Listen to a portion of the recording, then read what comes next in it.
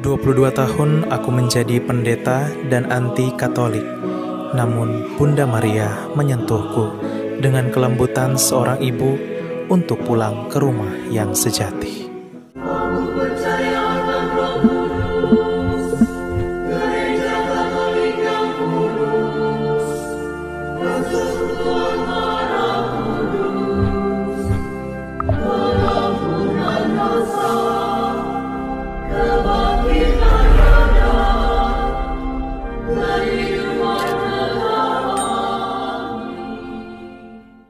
Salve sahabat Katoliku keren, Keith Nastar adalah seorang pendeta terkenal dari Amerika Serikat.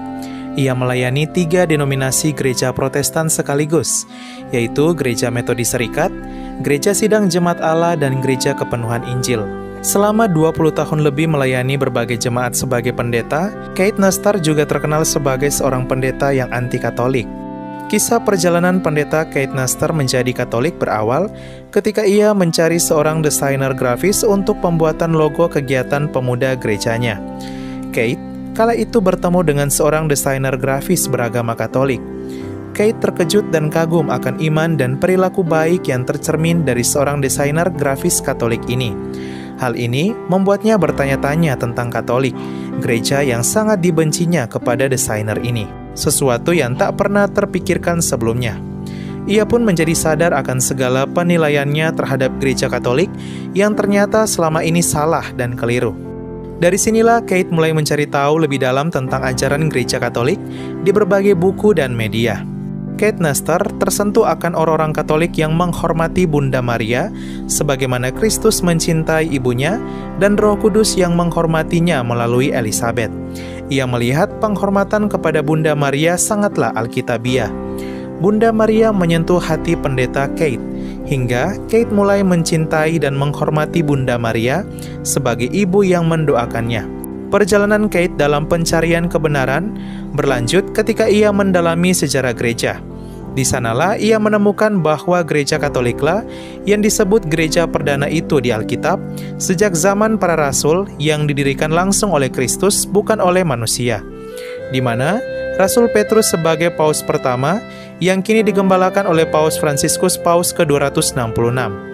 Setelah bertahun-tahun dalam pencarian kebenaran, Keith kemudian menyadari bahwa waktunya telah tiba baginya untuk mengatasi segala ketakutan akan pengunduran dirinya dari jabatan sebagai pendeta.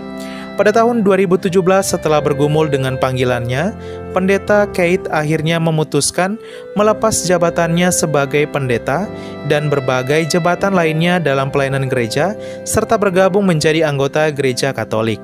Ia pun diterima ke dalam pangkuan Bunda Gereja. Setelah menjadi Katolik, Keith bertumbuh menjadi orang Katolik yang sangat religius dan militan. Ia menjadi rasul awam Katolik hebat yang bersaksi dan membela iman Katolik melalui channel YouTube yang dibuatnya. Berkat pewartaannya, banyak orang yang beralih menjadi Katolik. Keith juga telah menjadi pribadi yang sangat mencintai Bunda Maria, sebagaimana Kristus mencintai ibunya. Keith aktif mengadakan Rosario live streaming bersama umat di channel YouTube-nya. Ia juga menulis berbagai buku Katolik. Salah satu yang terkenal yaitu buku berjudul Panduan Menjadi Katolik Tahun Pertama di Gereja, yang dirilis pada tahun 2019. Karunia khotbahnya yang ia dapatkan semasa studi pendeta, dipakainya untuk mewartakan iman Katolik dan berbagi kisah perjalanannya menjadi Katolik. Kini, Keith hidup berbahagia bersama istri dan ketiga anaknya di negara bagian Iowa, Amerika Serikat. Sahabat Katoliku keren, Bunda Maria memiliki banyak cara untuk merangkul anak-anaknya yang terpisah dari pelukan sang ibu. Dengan sentuhan kelembutan keibuannya, Bunda Maria memanggil pula anak-anaknya ke rumah yang sejati, bahkan sekalipun anak-anak yang keras menolaknya. Semoga kisah perjalanan dari pendeta Keith Nastar ini semakin menguatkan iman Katolik kita, dan tetaplah setia dengan iman Katolik sampai mati apapun situasinya. Katoliku keren, salve! Keluarga kami dibangun dari berbagai bangsa, baik orang tua maupun muda, kaya dan miskin, pria dan wanita, orang yang berdosa maupun yang kudus. Keluarga kami selama berabad-abad telah ada di dunia ini. Dengan rahmat Tuhan, kami membangun rumah sakit dan merawat orang sakit.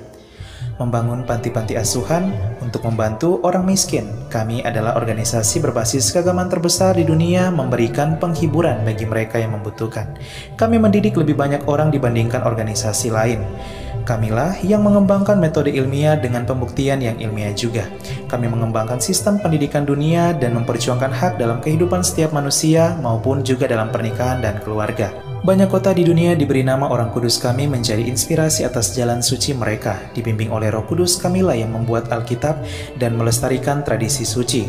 Roh Kuduslah yang masih terus membimbing kami hingga lebih dari 2000 tahun. Kami adalah Gereja Katolik. Dengan jumlah anggota keluarga lebih dari 1 miliar memberikan sakramen sebagai pemenuhan hidup iman Kristiani. Selama berabad-abad kami selalu berdoa untukmu dan juga untuk dunia setiap jam dan setiap hari dalam misa yang kudus. Yesus sendirilah yang mendirikan gereja kami ketika ia mengatakan kepada Petrus, pemimpin gereja Katolik pertama, "Engkau adalah Petrus dan di atas batu karang ini akan kudirikan gerejaku." Selama 2000 tahun kami memiliki garis kepemimpinan yang tak terputus, yang membimbing gereja Katolik untuk mengasihi dunia yang saling melukai di dalam dunia yang dipenuhi kekacauan dan luka. Sungguh meneguhkan jika kami mengetahui bahwa ada yang tetap berada dalam kebenaran sejati yang kuat, yaitu iman Katolik. Cinta kasih yang kekal dari Tuhan dianugerahkan kepada seluruh ciptaannya. Jika Anda jauh dari gereja Katolik, kami mengajak Anda untuk mengunjungi gereja Katolik hari ini karena kami selalu terbuka. Kami adalah keluarga besar yang dipersatukan oleh Yesus Kristus yang adalah Tuhan dan Juru Selamat kami. Kami adalah gereja Katolik, selamat datang kembali ke rumah yang sejati. Berbicara mengenai doa Rosario, siapa sih orang Katolik di dunia ini yang tak kenal dengan doa satu ini? Doa powerful yang sudah beratus-ratus tahun menemani doa, silih, dan tapa seluruh umat Katolik dunia dan tidak diragukan lagi kekuatan dan mujizatnya. Bahkan, kekuatan doa Rosario diangkat dalam film-film internasional yang terkenal seperti The Conjuring 2. Sudah banyak saksi yang merasakan manfaat berdoa Rosario. Bagi yang baru pertama kali mencoba doa Rosario, rasa-rasanya membosankan, lelah, penat, dan kemudian timbul pertanyaan, untuk apa sih kita umat Katolik berdoa Rosario? Nah, berikut manfaat yang akan kita terima dari berdoa Rosario yang disampaikan langsung oleh Bunda Maria dalam penampakannya kepada Lucia, Jacinta, dan Francisco di Fatima, Portugal tahun 1917. 1. Barang siapa dengan setia menghormatiku dengan berdoa Rosario akan menerima rahmat yang istimewa. 2. Aku berjanji akan melindungi secara khusus dan memberi rahmat yang berlimpah kepada yang berdoa Rosario. 3. Rosario akan menjadi perisai yang ampuh melawan kejahatan, menghancurkan sifat-sifat yang tidak baik, mengurangi dosa, dan memberantas kesesatan iman.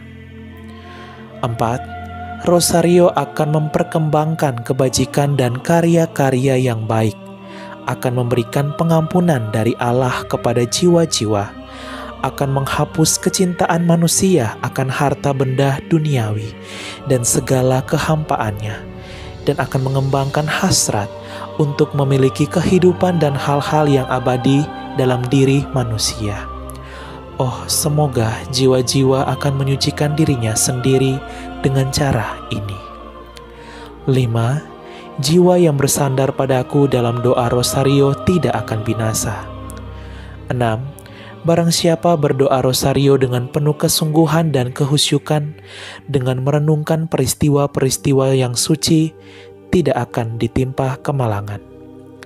7. Barang siapa yang hidup dengan penuh kesetiaan terhadap Rosario tidak akan mati tanpa menerima sakramen-sakramen gereja kudus. 8. Barang siapa yang setia dalam doa Rosario akan mendapat rahmat Allah selama hidupnya dan lebih-lebih pada saat ajalnya. Pada waktu ajal, mereka akan ikut menikmati pahala para suci di surga. 9.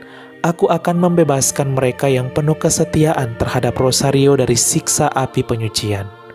10. Mereka yang setia pada Rosario akan mendapatkan kemuliaan yang luhur di surga. 11. Kamu akan mendapatkan apa yang kamu minta dariku dengan berdoa Rosario. 12. Mereka yang menganjurkan berdoa rosario akan kubantu dalam kesulitan hidupnya. 13. Aku mendapat janji dari putraku bahwa para penganjur doa rosario akan mendapatkan perhatian surgawi secara khusus selama hidup dan pada saat kematiannya. 14. Semua yang berdoa rosario adalah putraku dan saudara-saudara putraku yang tunggal, Yesus Kristus. 15. Devosi terhadap rosarioku adalah pertanda yang luhur bahwa yang bersangkutan akan berbahagia bersama Kristus. Nah, sahabat Katoliku keren, setelah kita mengetahui 15 janji Bunda Maria yang disampaikannya langsung melalui penampakannya di Fatima, Portugal kepada 3 orang anak, gimana? Semakin bangga ya? Dan semakin kuat iman Katolik kita, luar biasa iman kita. Salah satu bukti yang dapat kita lihat yaitu melalui Santa Bernadette. Adalah salah satu orang kudus yang mendapatkan penampakan langsung Bunda Maria, tepatnya di Lourdes, Prancis.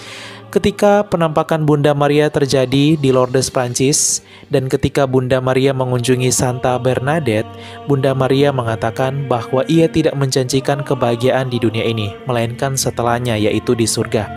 Terbukti ketika Santa Bernadette Soubirous meninggal, jenazahnya masih tetap utuh dengan senyum yang begitu indah.